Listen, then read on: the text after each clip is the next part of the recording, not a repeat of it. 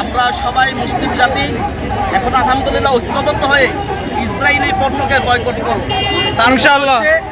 আমরা জানতে পেরেছি এই ইসরায়েলের গণহত্যায় জড়িত ভারতীয় 6,500 সৈন্য জড়িত আছে।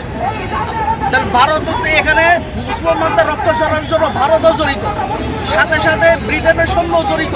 আমাদের মুসলমান রক্ত ঝরানোর জন্য সমস্ত শত্রুগুলো একসাথে হয়েছে।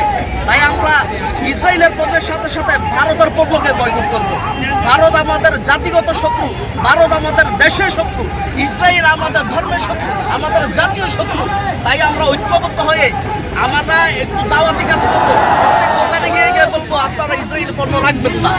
তারপরে যদি কোনো দোকানদার ইসরায়েলের পণ্য রাখে আমরা ওই দোকানদারকে সহ দোকান বয়কট করবো ইনশাআল্লাহ। আমরা এখন এই কর্মসূচি নেই, প্রত্যেকটা দোকানে গিয়ে গিয়ে আমরা বলি যে আমরা আপনারা মুসলমান যদি ঈমান থাকে আপনার ভিতরে ইসরায়েলের পণ্য আপনার দোকানে রাখবেন না। ইসরায়েলের পণ্য আপনি বিক্রি করেন, মুসলমানদের রক্ত ঝরানোর জন্য আপনি নিজেও জড়িত, মুসলমানদের রক্ত ঝরানো পণ্য আপনি বিক্রি করতেছেন। এইভাবে আমরা প্রত্যেকটা দোকানদার এবং দোকানিদেরকে গিয়ে গিয়ে আমরা তাদেরকে বুঝাবো। অবশ্যই যদি মোমেন হয়, অবশ্যই যদি সে ইমানদার হয়, সেই কাজ থেকে সে বিরত থাকবে ইনশাআল্লাহ। আমরা অস্ত্রে পারি নাই ইসরায়েলকে বয়কট করতে, আমরা সরাসরি শরিক হতে পারি নাই। অন্তত পক্ষে ওদের পণ্য বয়কটের মাধ্যমে হলো আমরা মুসলমানদের পক্ষে থাকতে পারি, তাদের কিছুটা হলো অর্থনৈতিকভাবে আমরা ক্ষতি সাধন করতে পারি।